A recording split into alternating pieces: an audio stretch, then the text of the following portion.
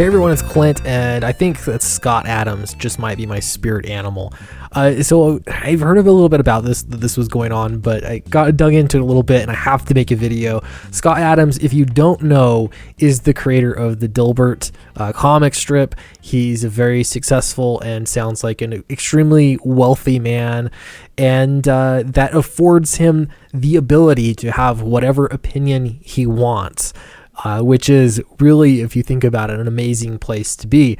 Now, Scott Adams, I followed him a little bit around the election, and that's because I thought he had some really interesting insights to the election. Not only that, but he also predicted that Trump would win the election a long time ago. And so when that happened, I think him just suggesting that Trump would win, it got a lot of people angry at him. But after Trump won, it really got people angry at him. So I'm looking a little bit at what the latest craziness is about. And essentially, this article came out from Wired. Scott Adams has ideas for a calmer internet. And there was even the suggestion that in 2016, because of the election, a lot of people got mad at him, essentially very upset, and tried to cancel him. And so they wonder about that, if there was a more civil internet at the time, if he would have to deal with it. So essentially, he's really addressing cancel culture. And honestly, I keep experiencing this myself. It really, I think a lot of this evolves around Twitter and social media in general. Cancel culture is terrible, it's awful, and it'll never be okay. But I love how Scott Adams addresses this. So of course, here is, random nut job on Twitter that says, quotes, "When society changes, you need a new rule of manners. We live in a better world if we accept people's clarifications and their apologies, no matter whether we think it's insincere," Scott Adams says. And then his response to that quote is, "You're a Trumper," in all caps. "You're in no position to lecture us about rules and decency." And Scott Adams' response is, "Lecture? ? I'm suggesting." That is it. And that's enough to set people off going nuts over all of this. So I wanted to check this out a little bit. I don't know why I'm getting Calvin Klein underwear commercials. So, I enjoy, I guess. But this is on Wired. Scott Adams has some ideas for a calmer internet. And here we go into the article. After expressing support for Donald Trump in 2016, Dilbert creator Scott Adams estimates that he lost about 30% of his income and 75% of his friends. That is insane if you think about it. That's a big chunk of income. But to him, and he said it in his own words, that he just has so much money, it just doesn't matter. 75% of his friends, I feel like that is a bigger loss. But if they're going to not be your friends because of guilt by association, or, who you're voting for, or even who you're just, recognizing as the president, then I would say that they're not very good friends after all. The article continues. He says that the level of political polarization has created a climate of genuine fear. Quote, "People will come up and they usually whisper or they lower their voice because they don't want to be heard, and they'll say, 'I really like what you're doing on your Periscope and the stuff you're saying about Trump.'" He continues by saying, "They're actually afraid to say it out loud. They literally whisper it to me in public places." Now, I've heard this time and time again about a lot of other different public figures that, are speaking out, and they're willing to have an opinion on these kinds of things. I have to say that's one of the things that drew me to a lot of, even like the intellectual dark web kind of people, because they were the ones actually talking about these things in a non-abrasive way. So he goes on to blame the internet and social media for this clickbait business model. I've got to say, I get it. That's how it works. Now, it's one of those things where I don't think anybody consciously makes the rules. It's just, you find out that's how people's brains work. And so that's how you get people to click onto things.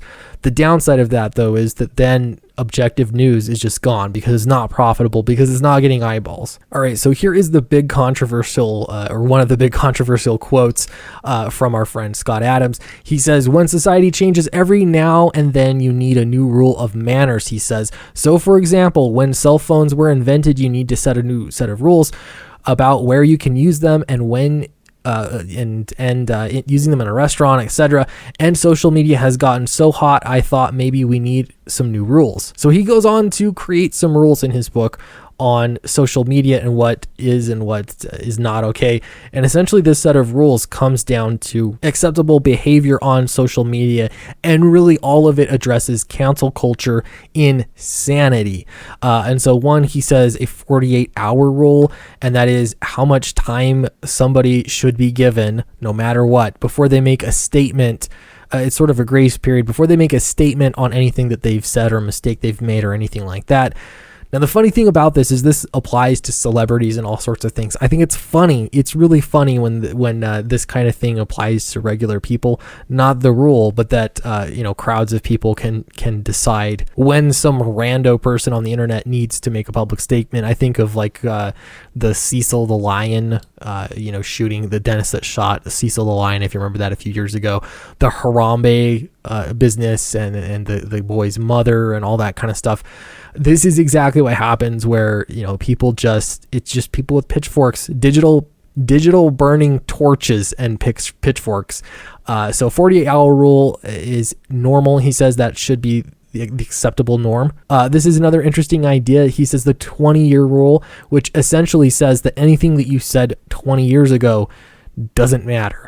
Now, it's funny when you think about it, because before social media, it didn't really matter because there wasn't all that much recorded about what you might have said 20 years ago. In this case, 20 years on the internet will last forever. And, all it takes is somebody that's really upset to just Google your name, and they can find anything that you've said and, decide to weaponize that and use it against you. Again, none of this would even matter if it weren't for social media, but it's here. And like he says, it is here to stay. All right, Adam says, we're not the same people we were 20 years ago. We've learned a bunch. Our context has changed. If you're doing all the right stuff, you're getting smarter and kinder and wiser as you're getting older. So being blamed for something you did 20 years ago is effectively being blamed for something a stranger did, because you are not the same person. And that's a great point. I mean, I'd still goes to, I don't know, I try to think like stuff I've said 20 years ago. I'd probably be embarrassed at maybe stupidity, I guess, of things I might have said 20 years ago. But that's the whole point, right? It's more of a weaponization. It's the tool to try and take somebody down by taking their words out of context from a long time ago. And so you can see why so many people are so upset online about this. Now, Scott Adams is a really unique person. One, in that he's a very talented, artist, creator. He's very talented at what he does, and obviously he's reaped the rewards of that. He's also very intelligent politically. It's been kind of amazing to me the past few years that I've been sort of just following some of the things that he's said. He's incredibly intelligent, and he's able to predict things like, few people are able to, one being the election, and another is he's able to play his cards right on like social matters. And I get that he lost a big percentage of his friends and money, his income, because of having an opinion on, who the president ought to be, which is insane. But here again is why Scott Adams is my spirit animal. He posted this, pinned this tweet to the top of his Twitter. He says, to all my haters and trolls, thank you for making Loser Think a huge hit. Loser Think's the name of his book.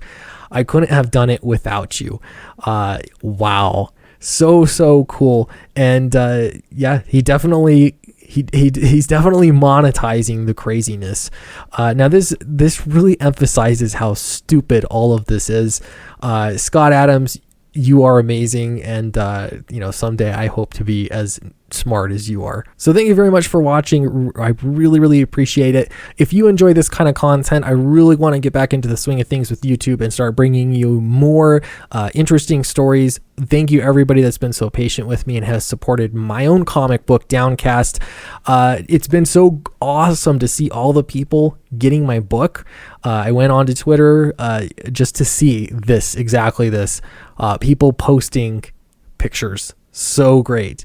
All the books getting there early, in perfect condition, and we'll hear what everyone says about reading it, about what the story and the art. Now, comics take a long time to make, in case you didn't already know that, and so we've already begun work on Downcast number 2 that'll continue the storyline.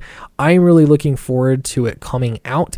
It's going to launch in February, and I'll tell you the best thing that you can do if you want to get in on it. Not only that, but get it at a discounted price, and basically you'll have access to the secret perks that I'm going to provide to everybody on the mailing list. The best thing you can do is join the mailing list, and it's actually in the description below in this video. Thank you very much. I'd love to hear your thoughts on Scott Adams and anything else you might want to say. Appreciate it, and I will see you next time.